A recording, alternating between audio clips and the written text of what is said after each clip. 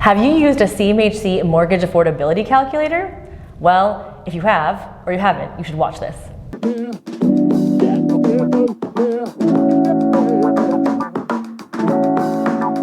Hi, this is Melody Wilson with Relife at REMAX Elite. I'm here with Kris Crawford, Innovative Mortgages, and we're talking about the Affordability Calculator, that is with CMHC. So some of us have been playing with it.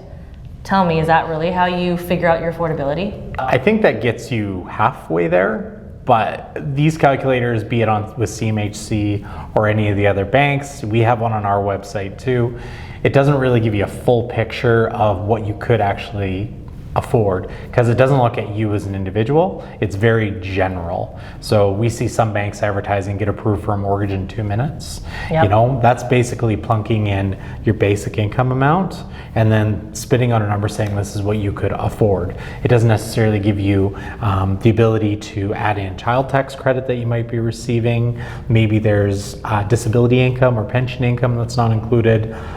There's all those other factors that come into play on debt servicing that really aren't accounted for with those basic calculators. So it doesn't even probably think about if you're self-employed. Nope. Or an employee, Yeah.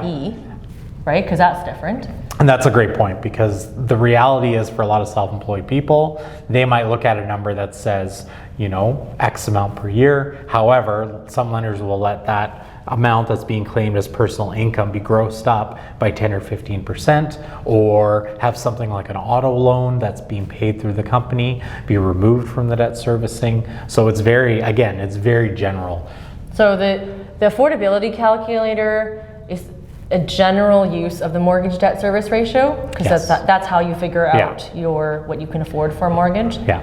And then talking to someone like Kris, you can actually get more specific to your own situation. Yeah, we can tailor something around basically a person's individual situation as opposed to just general terms of what they could qualify for. Right, because I've seen it where people want to use that number and go house hunting with me.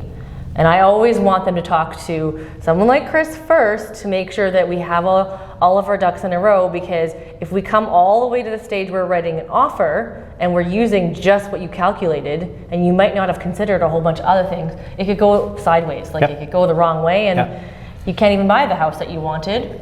I mean, best case scenario, you can afford a lot more, but worst case scenario, you can't even afford what we've been looking at. Yeah, and we've had lots of instances where someone is dealing just basically with, you know, their bank over the phone, and they're told one number, and then when they actually go to write the offer, you know, it's completely different than what they actually were first told. And that's a mistake we want to avoid. So that's why we want to get it done beforehand.